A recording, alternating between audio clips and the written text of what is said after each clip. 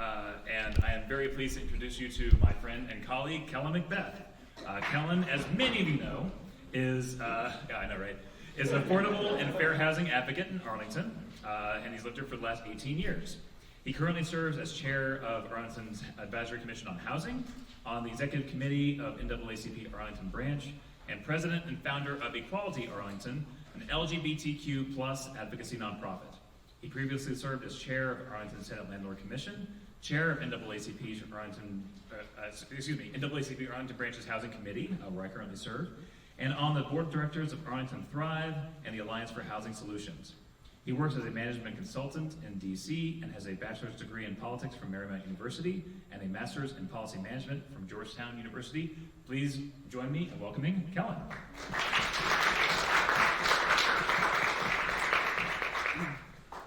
Hi everyone, thank you for coming today. I know we've heard a lot that has focused on national, state level, and also local in Arlington. I'm going to focus really just on Arlington County to kind of wrap it up today. Next slide, please. And also shout out to my husband who has been manning the slides all day. So I'm going to talk about something that, and I did a similar presentation last year for this conference.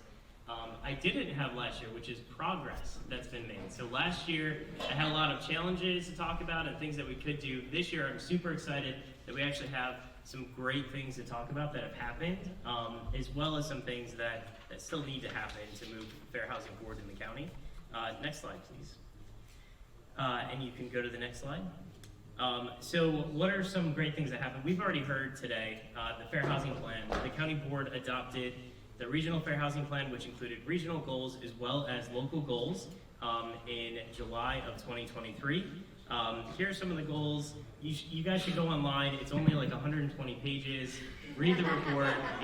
It's full of great information about not just here's what we want to do, but here are the problems facing our community.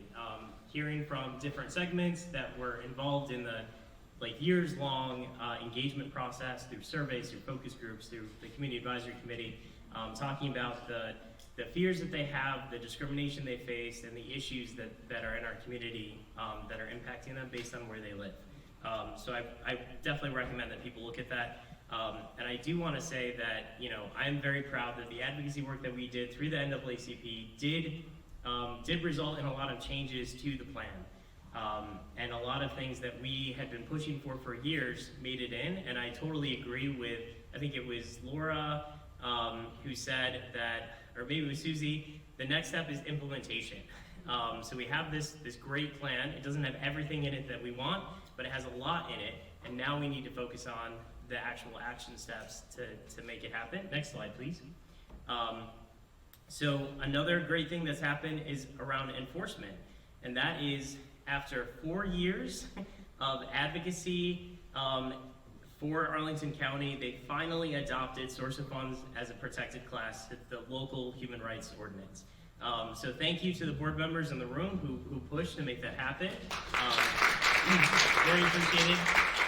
It was a frustrating 4 years from when it could have happened to when it did, but I'm super glad that it did. And what that meant is, even though at the state level source of funds was a protected class, and you could go to the Virginia Office of Fair Housing to submit a claim, Arlington County, the Office of Human Rights, was not enforcing that. So if you went to Arlington County, they would say, sorry, that's not part of our ordinance, so there's nothing we can do to help you. So that has changed as of last month. So thank you again, that's fantastic, super excited about that. Next slide, please. So equity in policymaking. This is something we're going to talk a little bit more about later on when it comes to challenges and opportunities. But another exciting development from last month. So we heard earlier about COG, which is the Metropolitan Washington Council of Governments. So it's a body of Virginia, DC, and Maryland local governments that come together and work on policy coordination and solutions. So they adopted, and largely led by Samia Bird, who was the chief, I'm going to get the title wrong, but I think it was like Chief Racial Equity Officer at Arlington, something like that, who said, when we do development, when we do planning in our communities, we need to be looking at these equitable development principles, acknowledging the history, repairing past harms. We need to be inclusive and have meaningful community engagement, things that the NAACP has been pushing for years, to say, hey, when you go out and you talk about these sector plans and you want to change things in Clarendon or Langston Boulevard, you can't just talk to white, wealthy homeowners. You have to talk to renters, you have to talk to people of color, you have to talk to low-income people. You have to talk to everyone, not just the people who are living in those high-opportunity areas who generally don't want things to change. Maybe they want some parks, but they likely don't want density, they likely don't want additional housing. And if we're going to look at solutions for the community as a whole, we have to talk to everyone. So this says, this is what we need to do. The next step is we need the county board to adopt this so that county staff have this as our equitable development principles. So very excited and looking forward to the county board adopting this sometime soon, so that our staff can say, okay, this is on the books and this is something that we need to move forward with. Next slide, please. And lastly, and this was already talked about, last March, the county passed and adopted the missing middle, which got rebranded as the expanded housing options, which I appreciate. I can't remember which board member had told me, but you know something is happening in Arlington when we rename it. And so missing middle became expanded housing options, and this throughout the county allows additional density in previously exclusionary zoned single-family home areas. So that was a historic change. Certainly it's not going to integrate our neighborhoods overnight, and frankly, because of the caps of only 58 permits per year, it's going to be very slow going before we see any substantial change. But it's a step in the right direction, and it's acknowledging that our zoning history was really based in a lot of racist and restrictive beliefs behind it, and so this is working to undo that. So next slide, please. So talking about some of the challenges and opportunities. Next slide. So the Arlington County Human Rights Ordinance. So fantastic, we got source of funds added as a protected class. There's still a lot of challenges related to our ordinance. So it's very much out of sync with HUD's investigation and their fair housing enforcement process, as well as the state's. And that's something that the county in the fair housing plan has committed to changing. We just need that to happen. So some examples of that, a lot of the protected classes, they have different definitions. So if you're someone who's facing discrimination in Arlington, if you go to HUD or if you go to the county, you may have a different definition and your case may be handled differently, which is generally not good.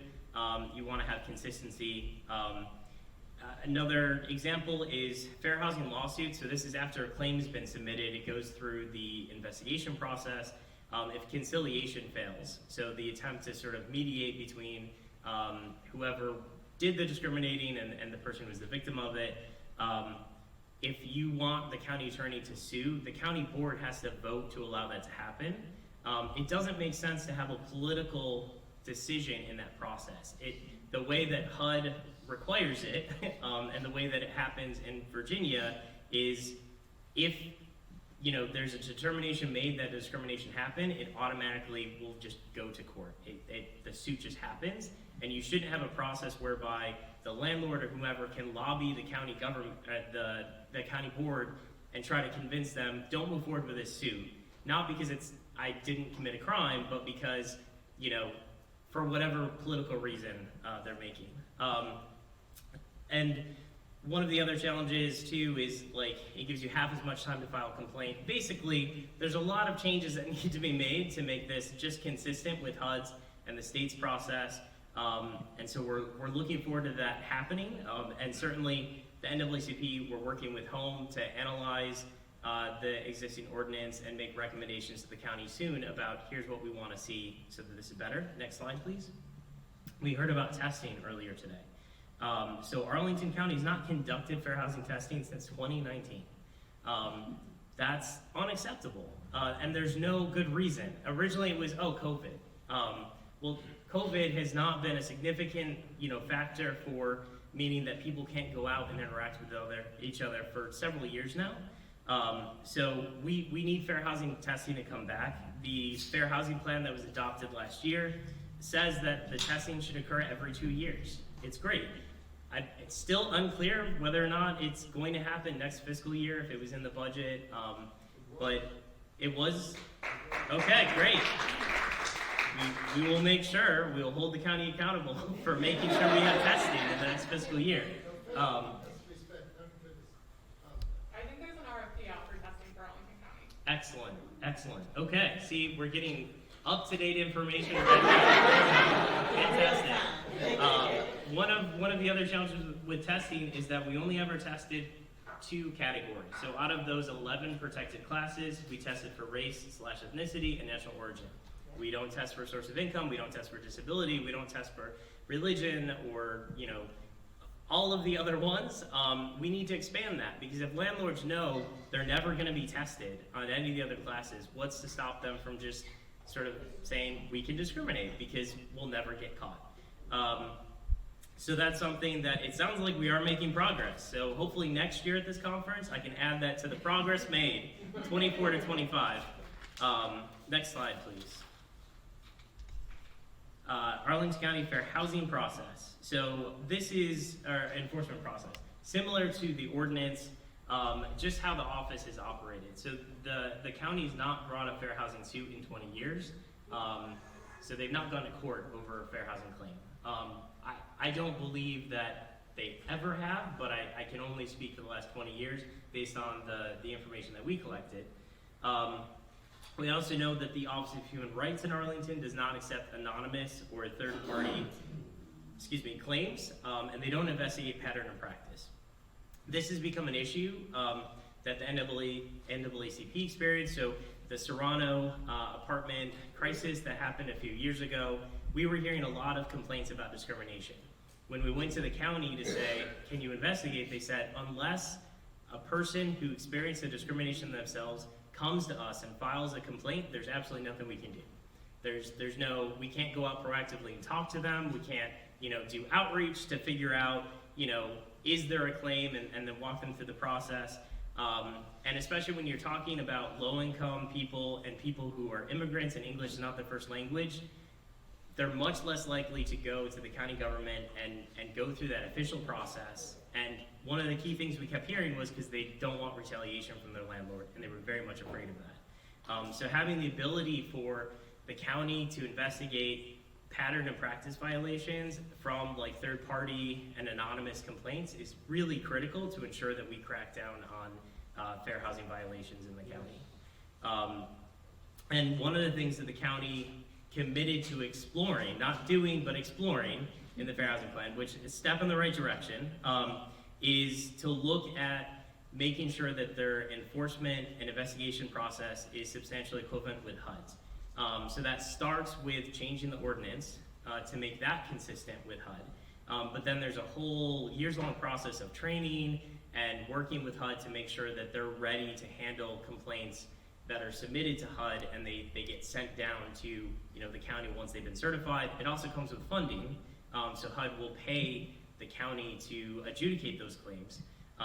But we're a ways off from that, but it's really important that we keep pushing the county to go down the path to becoming a fair housing assistance program partner with HUD. Next slide, please. Arlington County Fair Housing Education Outreach. So one of the things that I feel like whenever we're in the community, we talk about fair housing, it is painfully clear no one understands what their rights are. They don't know what the law is, they don't know what's illegal, they don't know what's not illegal, and if they think something's illegal, they have no idea what to do about it. They don't know who to go to, they don't know how to file a claim, they don't know that under fair housing, you actually don't have to go through this administrative process, you can just file a lawsuit. It's one of the few, I'm gonna get the wording wrong, I'm not a lawyer, but it's one of the few, remedies for discrimination where you can just file your own lawsuit to, seek damages or whatever the remedy is. But no one knows that. because there's not a lot of outreach, there's not a lot of understanding and education, and that's something that we need to fix. And we're seeing, and again, the Fair Housing Survey that accompanied the development of the Regional Fair Housing Plan, we heard from a lot of residents throughout the region who said, you know, yes, I think I face discrimination, no, I didn't report it. And a lot of those folks, it's because they don't know how, and because the thought of going through that process is scary, and it sounds expensive, and it sounds complicated, and people have their own lives and everything else that they are worried about. So we need to make that easier, we need to make it more transparent, and work on that education and outreach. Next slide, please. Equity in policymaking, challenges and opportunities. So going back to this, we had some successes earlier, next slide, but we have some challenges here. And we heard this from Helen's presentation about the 8th of age process and sort of what's required, but we struggle with engaging with historically marginalized groups on housing policy and decision making. And I referenced it earlier, you looked at like the Langston Boulevard planning process, right? And a lot of the focus, we had so many meetings, so many opportunities for people to provide feedback, but they were mainly centered on the people who live along Langston Boulevard, which is in North Arlington. The incomes are higher, it's a higher opportunity area, and there's not nearly as many renters there as there are in other places of the county. There's more along Langston Boulevard than there are in other places in North Arlington. But whether it was the Housing Commission and the NAACP, when we talked to county staff about, did you talk to renters, did you talk to low-income folks, did you talk to people of color? They said, yeah, we tried, but it was really hard. And you know, when they look at their marketing budgets, they have to decide how best to spend that money. And they also have to think about who's gonna scream at us the loudest if we don't meet with them. And it's probably not your renters. It's probably not your low-income residents. It's gonna be your wealthy homeowners who are retired doctors and lawyers and judges and everyone else who have a lot of time to go to county board meetings and scream at the board members or file lawsuits if they don't like what happens. And the county has traditionally catered to those folks because it's easier to cater to those folks. It's less of a headache. But if we really are gonna embrace equity, those folks, they still matter, and their opinions and their voices are important, but you gotta balance it now and say, we need to go to the historically marginalized people, the people who typically are not involved in these discussions and don't have a say in what happens in their community. And we need to prioritize talking to them. And it's more expensive and it's harder, but it's worth the effort if you actually care about equity. So the county's making some progress there. They formed a resident council of Barcroft Apartments, so that's a massive investment that the county made with Jared Lynch and Amazon to set aside 1,300 CAF units for 99 years, I think, as affordable. And a lot of the feedback they got from the community was you need to have resident voices involved in the development process and what's happening. The county's been working towards that. It's a work in progress. And you know, we saw that too with the housing grants review and the strategic plan to end homelessness. The county really prioritized, we need to talk to people with lived experience. So for the housing grant review, which is Arlington's local, basically housing trust voucher program, they talked to and did a survey of previous recipients of housing grants, people who had applied but not received a housing grant. And then for the strategic plan and homelessness, they prioritized talking to folks who had experienced homelessness in the past. And that's exactly what we need to be doing, but we need to be doing that throughout all of our housing policy decision-making and our planning decision-making. Next slide, please.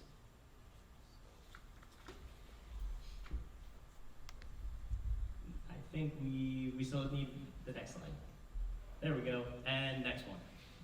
So talking about the affordable housing, right? So that's the biggest thing that I hear, whether I'm talking to folks as part of the Housing Commission or the NAACP. It is too expensive to live in Arlington, and it's getting even more expensive. And given that 60% of Arlington residents rent their homes as opposed to our homeowners, rental housing is a key focus of that concern. So we know we have a severe shortage of affordable apartments.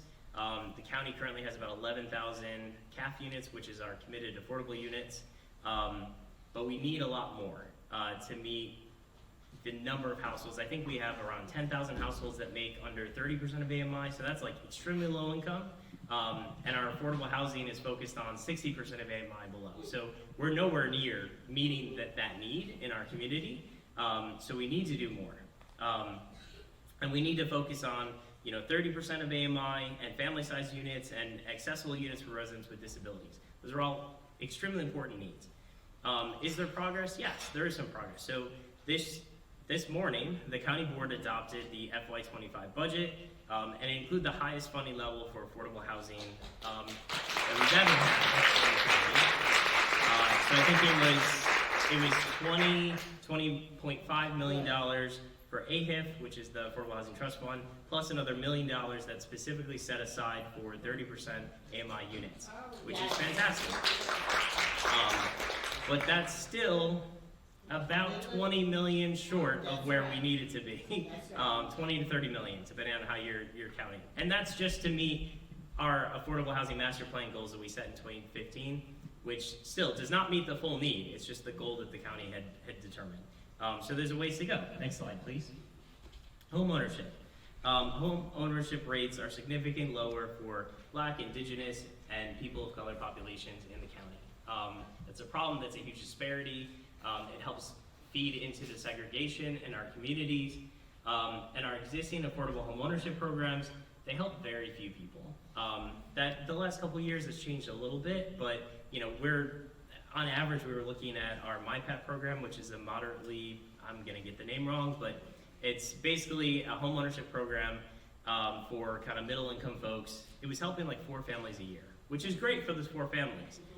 But for the county as a whole, a county of 230,000 people, there's a lot more need than that.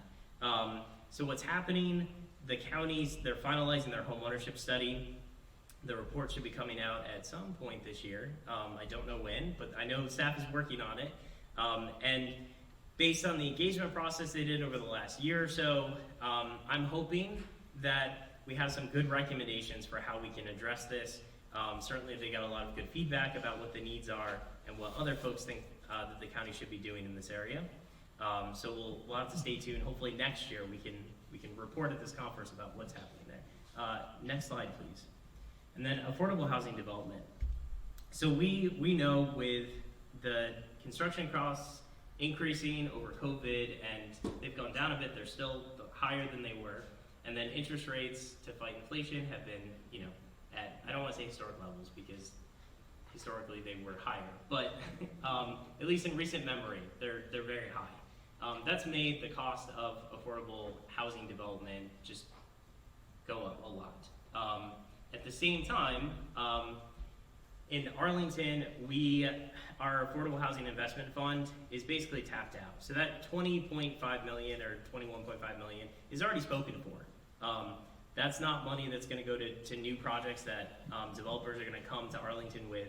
That's money that's going to go to the investments we've already made in the Barcroft apartment, to go into Crystal houses, and other developments that we've approved, over the last few years. Right now, there is no pipeline for money going to new projects because the need far outstrips what the county has. So one of the key things is looking at, and I can't remember who brought it up, and it might have been multiple people, but Arlington's affordable housing ordinance and the state enabling legislation, because again, as a Dillon Rule state, the county can't just change how they do affordable housing. They have to have the state General Assembly change the law, governor sign it. As someone, I think it was Thomas, said, we get a worse deal than a lot of other places. Developers have to pay less when they choose to contribute to AHIF instead of doing affordable units on their properties. And then there's no way to force CAF units at development projects for just base contributions to the Affordable Housing Ordinance. So essentially this is why, and this, if you've ever gone to a Housing Commission meeting or a Planning Commission meeting, every single time a site plan process comes through, a plan, we complain about, oh, there's no on-site affordable units for this. It's this beautiful new development in Ballston and Roslyn and Clarendon. Why can't we have affordable housing there? Like we know we're low in affordable housing in these areas. Why don't we have units? The county says there's nothing we can do. The law says it's up to the developer to decide. And the developer has decided that it is cheaper for them to just donate 1.5 million or whatever it is to the county than it is for them to maintain like 6 units on site for 30 years. And so that's not a failing of the county, that's a problem with the law. What I will say is that it's important for the county and for the county board, as part of their legislative priorities, to be pushing our state representatives to change the law in the General Assembly. And even if the climate, as we heard, the governor likes to veto a lot of things that are pro-housing. You know, today may not be the day, and it may not be next year either, but we need to be ready for when we do have a governor who's not going to meddle with Arlington's housing priorities, and we have a General Assembly that's ready to push these things forward. So I think it's a wonderful opportunity, but we need to make sure we're ready for that with, this is the bill that we want, this is the better deal for our community that we want to put forward, and we're not there yet. Next slide, please. Disparities in access to opportunity. So this, next slide, thank you. So this may seem unrelated to housing, right? But I will say Helen brought it up as part of HUD. So if you look at AFFH, it's not just like, can you afford a home or do you live in a nice home? But it's all the other things that come with where you live. And part of that is access to quality schools. And we know, looking at the data in Arlington, that there's a significant gap in access to high-performing schools, depending on what neighborhood you live in. Because we have neighborhood-based schools. So if you live in a neighborhood that's in Arlington, it has a higher percentage of Black and Hispanic residents, you tend to go to a worse-performing school. It's lowest in South Arlington, especially near Shirlington and Fairlington. One of the ways to potentially address that, so the Arlington Public Schools, we heard about earlier the political third rail, or some say it's beyond the third rail. It's absolutely untouchable, which is looking at how we do districting, for schools, because the parents would flip out and just, I don't know, do something to the school board members that they don't want to happen. But one of the things that they could do is they set, as part of their strategic plan, their student academic growth and success performance objectives. That was a term that I took from the strategic plan. If it sounds odd and specific, that is why. They can set it by school as opposed to district-wide. So right now, all of the targets are set for the entire district, which allows some schools to overperform and other schools to underperform. But if they said, we want 90% literacy or whatever rates at every school across the district, that puts more onus on them to make sure that each school is performing just as highly as all the others, as opposed to having things balance out. So I think it's important to push them to go in that direction and say, no, we want to make sure that no matter what school you go to, they're getting just as good of an education, students are performing just as well. So I think that's especially important and very much related to where you live and your neighborhood, even if it's not a housing policy matter. Next slide, please. Access to healthy neighborhoods. So I haven't heard a lot about Destination 2027. We're approaching, we got 3 years. But that was, I think, a pretty historic effort a few years ago, 2019, to look at disparities in health outcomes by neighborhood. And what we saw from that is that we have some neighborhoods directly next to each other where you have a 10-year life expectancy gap between one neighborhood and the next. And what was the key difference between those neighborhoods? One had a much higher percentage of minority population than the other. We also have asthma rates that vary. Here it's 8 times more likely to be hospitalized for issues with asthma in certain high Black and brown neighborhoods compared to predominantly white ones. We have a lot of disparities that need to be addressed depending on where you live in this county. And we're a tiny county. We're 27 square miles.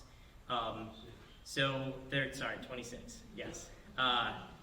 And we we have a plan to address it. Like I said, I don't know what's happening. I don't hear much about this, but I think it's important as advocates and members of the community that we keep pushing to say, what is happening? Are we fixing these things by 2027?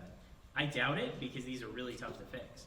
But we need to see progress, and we need to ask our members of the county board, we need to ask county staff to report back and say, what have you done to bridge the life expectancy gap within these neighborhoods? And what have you done to make sure that our asthma rates are not so disproportionate depending on where you are?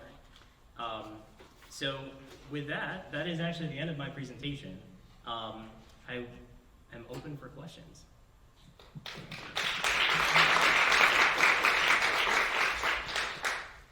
Sure. Does someone want to do the mic? I don't think anyone.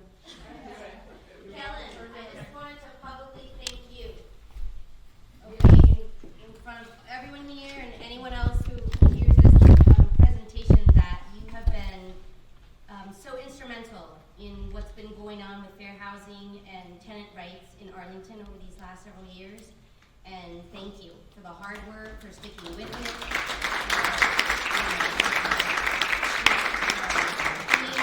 For the voiceless, pushing the county, organizing these events. So our community has a great debt that we owe you. So thank you so much for your hard work.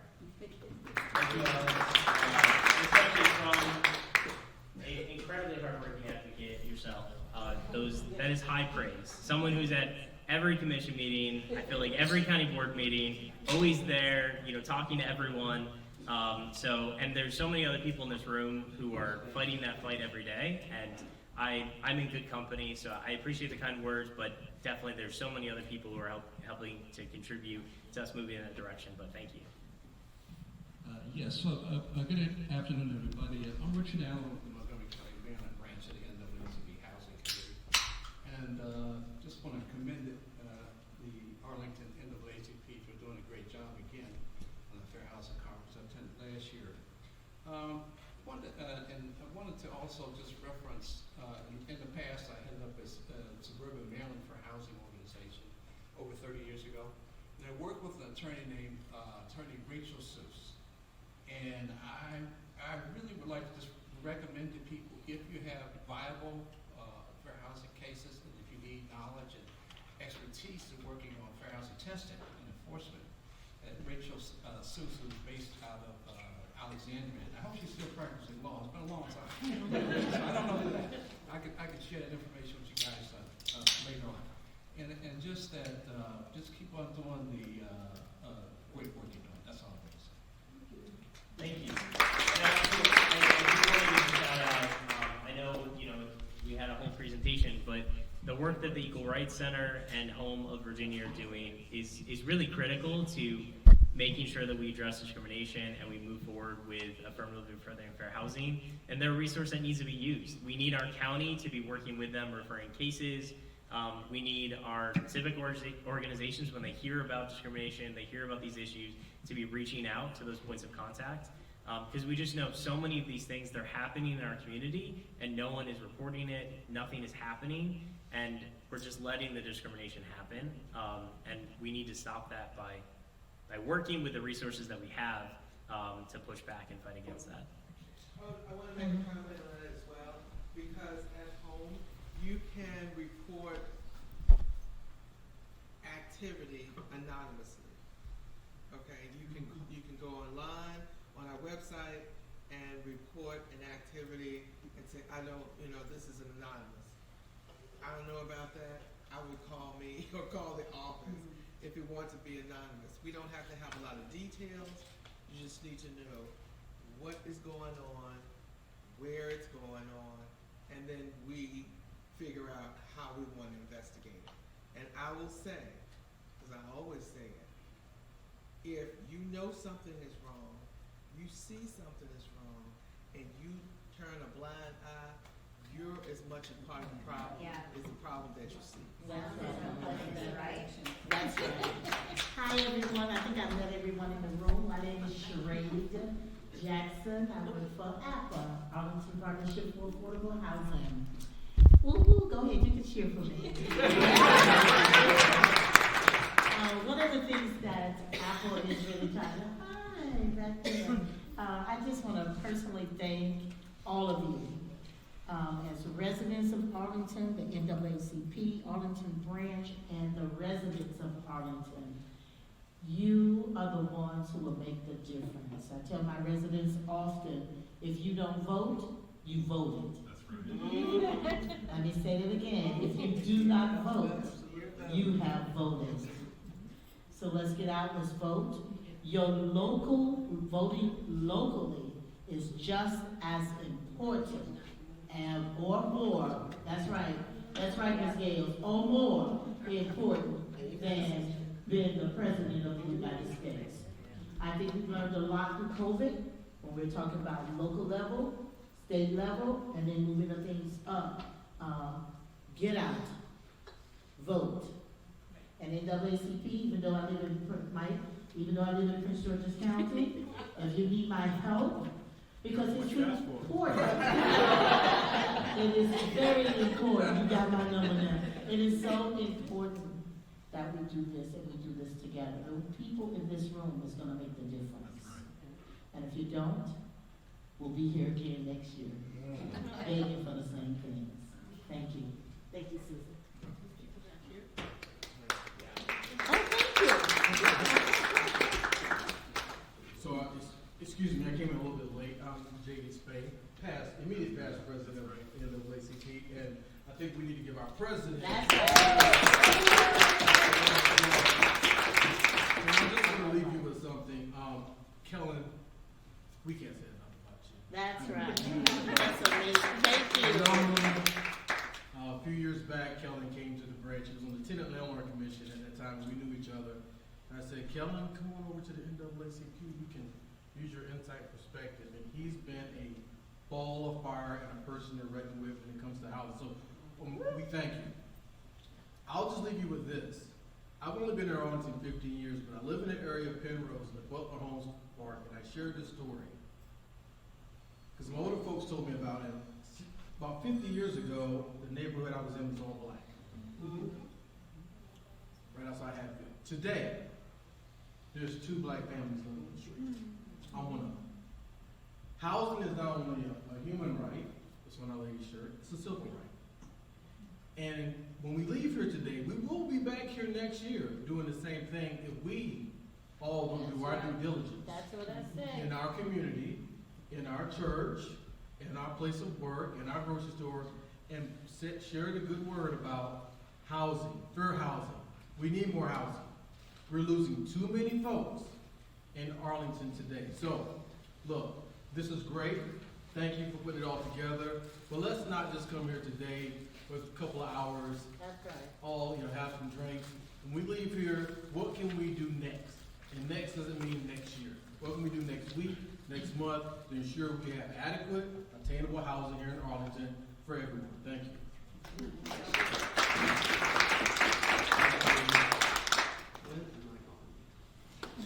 I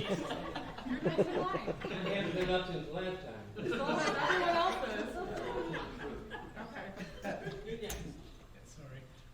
Thank you for the presentation and really for the panelists that have been here from me. It's my first time and really a great learning experience, and I'm really happy and thank you so much. And one thing I really wanted to ask was if it's possible to share the presentations you had by email or some sort. Really appreciate it. Thank you. Yes, we'll send out the presentations to everyone who registered for the conference. Thank you. My name is Max Scruggs. I was a member of the NAACP for a long time. I'm a lifetime member of the NAACP. One of the things that has been mentioned is what we're going to do next. What we have to do next is get the leaders of all the groups who are here today to come to these meetings and to understand what needs to be done. We have the leaders of one group here today, I believe. Well, 2 groups, including the county board has one, but the NAACP. We need the leaders. There must Yimbies be- are here. We're here, Yimbies. Okay, good. There must be 20 or so organizations in Arlington that have a lot of members of minority groups, the people who need to be served. And their leaders do need to be here so they can be convinced that they have to put pressure on the county board members to get things done. To get things done, you've got to have pressure. The county board members have to tell those people, the leaders, put pressure on us, and we can get things done more easily. So, that's the thing I've got to say primarily. Get the leaders involved. They are the ones who can get the leaders of the county board to get things done, and the county board members can get the members of the state to get things done. So that's what I have to say. So my name is Kathleen O'Tall. I'm an educator. I've been a school counselor for 29 years, and that's really how I got involved in housing policy because my whole career, I've been working to lower the achievement gap, right? To get Black and students of color to perform as well as white students. 29 years I've been doing this. Everything I've done has been a Band-Aid solution. It has never worked. I'm really tired of that. And so I know that education policy is housing policy, and housing policy is education policy. One thing about the slides up there, one of the things that Arlington County is doing is that 90%, that every single school in Arlington County has to perform 90%. I worked in a Title I school for 11 years. My husband works at Carlton Springs Elementary, which is the highest percentage of poverty students in the county. I know how hard they work there, and I've read so many books, looked at so much data, so many reports that say students who are surrounded by other students in poverty are not going to be able to raise their performance level up. So this is a Band-Aid solution, this 90%. What the real solution is to integrate our schools and integrate our housing and integrate our community. So thank you, everyone, because this is going to affect our children in the future and the future of our society. But Kathleen, don't give up. Oh, I'm not. That's why I'm here. We need people like you that still care. Hi, I'm a retired Arlington teacher who, back in 1975, with my husband Max, was able to buy a home in Arlington County that no teacher today is able to do. And I understand that that group, which could be considered the missing middle, is not a protected class. But in Arlington, it needs some protection and some support so that those who serve this community can afford to live in this community. And to me, the one best way is to have a very robust live where you work program that provides subsidies to make it possible. And I know that the county still funds it for its employees, but the schools do not. They stopped it. So too bad, teachers. We have a problem recruiting and keeping teachers. Well, what are you going to do about it? Maybe helping with housing would be worth it, because you can't double their salaries. That's probably unrealistic. Nevertheless, that would be the way that they could live here.